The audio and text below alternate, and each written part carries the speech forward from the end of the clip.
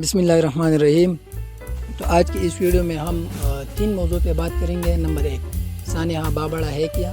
Number 2، سانحہ بابڑہ کو پختونوں کا کربلا کیوں کہا جاتا ہے؟ نمبر 3، 12 اگست کو پختون قوم یوم سیاہ کیوں مناتے ہیں؟ اس کے لیے ذرا تاریخ کی اوراق پلٹنے پڑیں گے۔ ہوا یوں کہ 4 جولائی 1948 کو پاکستان کو وجود میں آئے 11 ماہ کا عرصہ گزر چکا تھا۔ اس دن صوبہ سرحد یعنی موجودہ خیبر پختونخوا کے گورنر نے پبلک سیفٹی آرڈیننس جاری کر دیا۔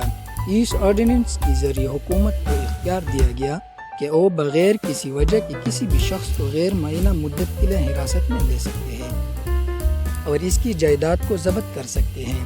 اس کے ساتھ ساتھ حراست میں لے گئے شخص کو یہ اختیار بھی حاصل نہیں تھا کہ وہ اپنی گرفتاری کو کورٹ میں چیلنج کر سکے۔ اس آرڈیننس کے تحت متعدد لوگوں کو گرفتار کر لیا گیا اور ان کی جائیدادیں بھی ضبط کر لی گئی، جن میں باچا خان، ڈاکٹر خان صاحب، قاضی عطا اللہ، ابراب عبدالغفور اور دیگر نامور لوگ شامل تھے۔ حکومت کی ظالمانہ اقدام کے خلاف خدائے خدمتگار نے یہ فیصلہ کیا کہ وہ 410 بابڑہ گراؤنڈ تک احتجاج کے طور پر مارچ کریں گے۔ جلوس کو پرامن بنانے کے لیے لوگوں کو تاکید کی گئی کہ خالی ہاتھ آئے، یہاں تک کہ ڈنڈی بھی ساتھ نہ لائے، مگر جیسے ہی یہ جلوس بابڑہ گراؤنڈ پہنچ گیا تو صوبہ سرحد کے اس وقت کے وزیر اعلیٰ سردار عبدالقیوم بھی پولیس سمیت ادھر آ گئے اور پولیس کو نہاتے لوگوں پر فائرنگ کرنے کا حکم دیا گیا۔ تقریباً 45 منٹوں تک پولیس معصوم لوگوں پر فائرنگ کرتی رہی۔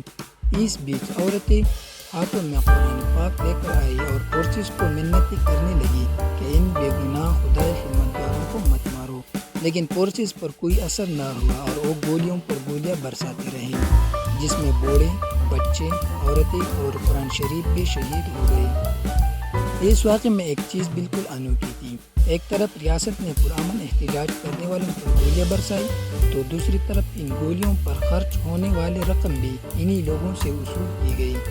اس واقعے میں ایک شخص تھا جس کا نام سپین ملنگ تھا۔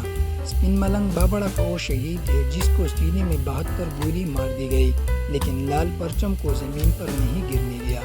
فائرنگ کے نتیجے میں تقریباً 650 لوگ شہید جبکہ 1000 سے لے کر 1200 تک لوگ زخمی ہوئے۔ بعد میں ستمبر 1948 کو عبدالقیوم خان نے صوبائی اسمبلی میں بیان دیا کہ میں نے بابڑہ میں دفعہ 144 نافذ کیا تھا۔ جب لوگ منتشر نہیں ہوئے تو ان پر فائرنگ کی گئی۔ وہ خوش قسمت تھے کہ پولیس کے پاس اسلحہ ختم ہو گیا، ورنہ ایک بندہ بھی زندہ نہ بچتا۔ تو یہ تھی سانحہ بابڑہ کی پس پردہ مختصر تاریخ۔ یہی وجہ ہے کہ دنیا بھر کے پختون ہر سال 12 اگست کو پختونوں کے اس کربلا کو یوم سیاہ کے طور پر مناتے ہیں۔ اس واقعے کے بارے میں ایک شاعر فرماتا ہے، سورے پگولو راشی، سورے پگولو راشی اور